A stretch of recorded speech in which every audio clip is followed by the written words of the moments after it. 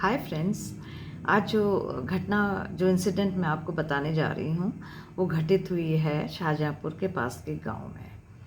और ये घटना हमें सोचने पे मजबूर कर देती है कि 76 साल 76 ईयर्स ऑफ इंडिपेंडेंस के बाद भी भारत में हमारे गांव की हालत क्या है। वो कितने गरीब हैं, वो किसान कितने मजबूर हैं और कितने अनपढ़ होने से वो कितने लाचार हैं। हर कोई उनकी लाचारी का फ़ायदा उठा सकता है। पैसा नहीं है उनके पास, लेकिन अगर कभी उनको गलती से ज़रूरत पड़ जाए, कोई ऐसे और किस तरह से पुलिस केस अगर उन पे हो जाए या उन पे कोई उनको किसी मेडिकल हेल्प लेनी पड़े किसी सरकारी हॉस्पिटल में या मतलब गवर्नमेंट हॉस्पिटल्स में, तो क्या वो उसको डील कर पाएंगे? क्या वो उनको मिल पाएगी हेल्प, या वो पुलिस केस से अपना आप को छुड़ा पाएंगे? तो वही मैं आपको ये इंसिडेंट है आपको बताएगा कि कैसा क्या हाल है और क्या क्या होता है गांव में। तो एक दिन मॉर्निंग में मेरी एक मेड है जो शाहजहाँपुर के पास की है, रहने वाली गांव की। तो वो आई मेरे पास और रो रही थी। मैंने कहा क्या हुआ? कहती कि मैडम मेरे छोटे भाई की वाइफ की डेथ हो गई है। मैंने कहा कैसे? तो कहती कि उसका बच्चा होने वाला था, 11 साल हो गए थे शादी के। और बहुत मतलब अरमान थे कि जब जब वो प्रेग्नेंट हुई तो एवरीबडी वाज वेरी हैप्पी, कई सारे घर में खुशियाँ थीं, सब खुश थे। 11 साल बाद कोई मजाक नहीं है, मतलब इतना समय तक बच्चे के लिए इंतज़ार करना पेशेंस का काम था। और बहुत ज़्यादा खुशी भी थी सबको। और वहाँ जो आशा होती है, जो हेल्थ मिनिस्ट्री की होती हैं, जो अपॉइंटेड रहती हैं गाँव में और सब जगह, इवन देहरादून में होंगी आशा होती हैं, ये जाती हैं लो मिडिल क्लास के लिए या जो छोटे मतलब जो होते हैं बिलो पॉवर्टी लाइन, उन लोगों के पास जाके उनको हेल्थ पूरा उनका ख्याल रखती है। जो प्रेग्नेंट लेडीज़ होती हैं उनके डाइट का इवन वो सप्लीमेंट्स देती हैं, दवाइयाँ देती हैं उनको, जितने भी मिनरल विटामिन है, आयरन है, जो कि डिफिशियंसी के लिए उनके लिए मतलब ब्लड जैसे उनका फॉर्म हो साथ में अच्छा, मतलब बेबी हेल्दी रहे, उसका चेकअप भी होता रहता हमेशा।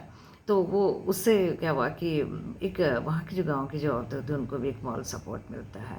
उनको लगता है हम कुछ हैं, अपनी इम्पोर्टेंस महसूस होती है उनको कि हमारी ध्यान हो रही है, हमारे सब लोग हमारा ध्यान कर रहे हैं। लेकिन फिर कुछ समय बाद जब डिलीवरी का समय आया और बिल्कुल जब उसको लेबर पेन स्टार्ट हुए, तो मिडवाइफ बुलाई आशा ने, जो वहाँ की आशा जो रिस्पॉन्सिबल थे उसके चेकअप उसके देखभाल के लिए।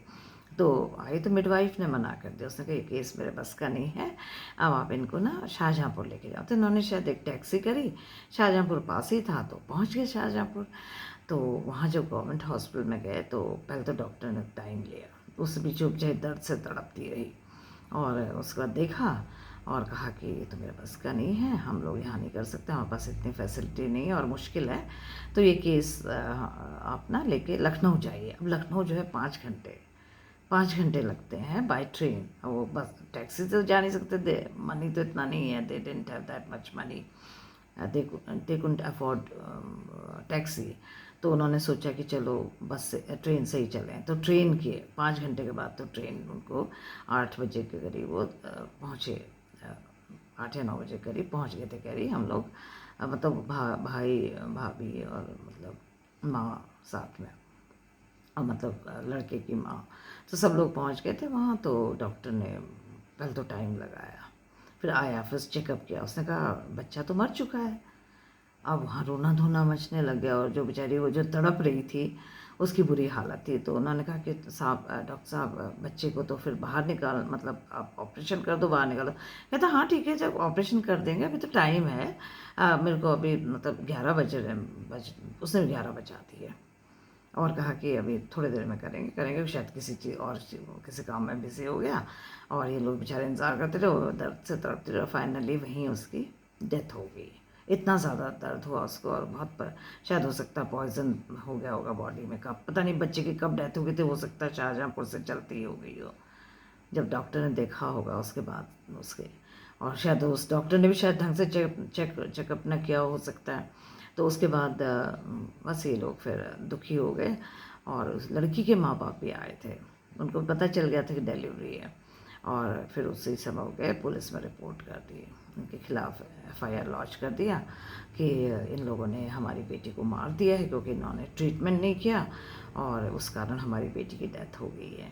तो पुलिस आ गई और ये भी तब तक हमारी मेड भी वहाँ पहुँच चुकी थी। 5 बजे करीब पुलिस मॉर्निंग में आई और ये भी पहुँच गई थी, 5 बजे पहुँच गई थी और करीब 6 बजे करीब पुलिस पहुँच गई वहाँ इन लोगों को। कहते सबको अंदर करेंगे और वो लड़की के माँ बाप कहने लगे हमें 50,000 चाहिए और ऐसे कोई गहने भी नहीं देते। कह रहे ऐसे वो भी गरीब थे, ये भी गरीब थे, तो ऐसा कुछ मिला नहीं था, कोई ज्वेलरी तो थी नहीं ज़्यादा, तो जो भी थी उन्होंने पकड़ा दी और ज़्यादातर चांदी के ही होते हैं उन लोगों के तो ऑर्नामेंट्स, तो वो दे दिए और उन्होंने कहा जो हमने दहेज दिया था, जो डाउरी दी थी वो सब वापस करो। डॉरी क्या थी, वो कहती बेड था और पलंग वलंग था, वो मतलब पलंग था और सब कुछ चीज़ें नहीं हुई, कई पंखे थे, जैसे टेबल लैम्प था, इस तरह का वो सब दे दिया उन्होंने कि वो निकाल के आप ले जाओ। फिर कहा 50,000, तो इन्होंने कहा हमारे पास नहीं है 50,000। पुलिस ने कहा ठीक है 50,000 नहीं देने हैं तो तुम ऐसा करो, तुम सब लोगों को जेल में डाल दिया जाएगा। उसकी माँ रोने लग गई, मतलब जो लड़के की माँ, मतलब वो जो डेथ बहुत रोने लग गई और ये लोग भी पहुंच गए थे, तो इनको भी कहा तुम भी सब चल। इन्होंने कहा साहब हम तो अभी आए, हमें क्या पता, हम तो अभी आए हैं, तो अपना टिकट भी दिखाया, हमें तो मत करो क्योंकि हम तो डेथ के बाद ही आए हैं, तो हमें तो कुछ भी नहीं पता। तो उन्होंने कहा कि फिर ठीक है, माँ और बेटा और दोनों बेटे और बहू जाएंगे। एक और छोटा बेटा भी था, उसकी भी वाइफ थी और 2 बच्चे थे छोटे, तो वो सब जाएगी, मतलब बहू और 2 बेटे और माँ। तो उसके बाद ये अपना बैठ गए लोग। फिर अब क्या करते हैं, फिर पुलिस को कहा कि प्लीज़ आप ना हमें छोड़ दो। तो उन्होंने कहा ठीक है 10,000 रुपया दे दो और हम तुम्हें छोड़ देंगे। तो उन्होंने कहा ठीक है, क्योंकि उसने फिर लड़के ने पूरे मेडिकल जो बिल्स थे, जो उसके पेपर्स थे, उसके जो इतना ट्रीटमेंट जो किया था जहाँ जहाँ डॉक्टर्स ने, सारा का सारा उसने पुलिंदा ला के उनके सामने रख दिया पुलिस के। तो पुलिस को भी कन्विंस कर दिया कि भाई हमने तो इलाज कराया था, अब नहीं बची तो हम क्या कर सकते, हमने तो पूरी कोशिश की है, ट्रेन के टिकट सब कुछ दिखा दिया डॉक्टर्स को, बता दिया कि लखनऊ तक गए हम लोग। तो फिर उसके बाद वो उन्होंने कहा ठीक है, फिर आप ऐसा करो कि हमें 10,000 रुपये दे दो। तो उन्होंने कहा अब जो कहाँ से लेते, शायद कर्जा वर्जा क्या होगा, अगल बगल से कहीं उधार लिया होगा, और फिर उनका 10,000 पुलिस को दिया। तो लड़की वाले हैं उनसे पुलिस ने 7,000 ले लिए कि तुम लोग भी दो, क्योंकि अब केस तो नहीं होगा लेकिन तुम्हें देना पड़ेगा क्योंकि हम लोग पहुँचे हुए हैं इधर। उनको भी 17,000 लेके पुलिस तो चली गई। अब इसके बाद ये लोग इन्होंने फिर बहुत परेशान होकर सोए, 7-8 बजे तक सोते रहे। सोचा कि थके थे सब लोग और परेशान थे, सो गए थे क्योंकि लखनऊ से वापस आने में और भी थक गए थे सब लोग। डेड बॉडी ले आए थे और वो बॉडी जो है इसके बाद क्रीमेट अगले दिन होनी थी, क्योंकि उन्होंने बोला था कि पुलिस ने कि तब तक क्रीमेट नहीं करोगे जब तक हम नहीं बोलेंगे, तो क्रीमेट अगले दिन होना था। तो इसके बाद सुबह जब उठे और सुबह क्रीमेट हो गई, बॉडी क्रीमेट हो गई, लेकिन पुलिस जो लड़की वाले थे वो बराबर धमका रहे थे उनको फ़ोन पे कि आप लोगों को हम लोग जेल में भेज देंगे, अभी कुछ नहीं हुआ, अभी हम पुलिस अभी भी हमारे फेवर में और तुम लोग सब जेल जाओगे। तो उसकी माँ बेचारी डर गई क्योंकि बहुत साल पहले उसके हस्बैंड की डेथ हो गई थी, मतलब इनके बच्चों की, फादर की। उसी ने सारे मतलब बच्चे उसी ने बड़े किए थे और उसको लगने लगा था उम्र के हिसाब से वो डर गई। और ये लोग सब क्रिमेशन के बाद जब घर आए तो ये लोग मतलब आराम करने लगे अपने कमरे, वो अपने कमरे में चली गई और बंद कर दिया कमरा। तो ये लोग ने सोचा कि माँ भी अपने कमरे में चली गई सोने के लिए। इसके बाद ये जब थोड़ी देर में किसी ने 5 दिन से पड़ोस वाले ही खाना ला रहे थे, मतलब 5 दिन तक उन्होंने लाना था, तो फर्स्ट डे था तो आए खाना लेके, तो उन्होंने कहा कि कुछ तो खा लो माँ। दरवाज़ा खुलाने की कोशिश की, माँ निकली नहीं बाहर। तो इन्होंने दरवाज़ा तोड़ा तो देखा वो कुंडे से लटकी हुई थी, कब पता नहीं कब उसने अपने आप को हैंग कर लिया था। वो डर के मारे कि कहीं वो लड़की वाले हमें फिर से पुलिस केस, और हमारे पास तो पैसा भी नहीं, अब कहाँ से देंगे, तो जेल जाने से अच्छा तो मरना भला। कुछ सुसाइड नोट तो था नहीं, सुसाइड नोट नहीं होने से रिस्क था, लेकिन उसके पड़ोसी अच्छे थे, उन्होंने कहा फटाफट ले जाओ बॉडी और जला दो, किसी को पता नहीं चलना चाहिए। और क्रिमेट कर दी गई बॉडी माँ की, उसी मतलब विदिन आधे घंटे के अंदर ले गए और किसी को कानो कान नहीं खबर होनी थी, नहीं तो फिर पुलिस आती, फिर पैसा मांगती और फिर बॉडी को क्रिमेट भी नहीं करने देती।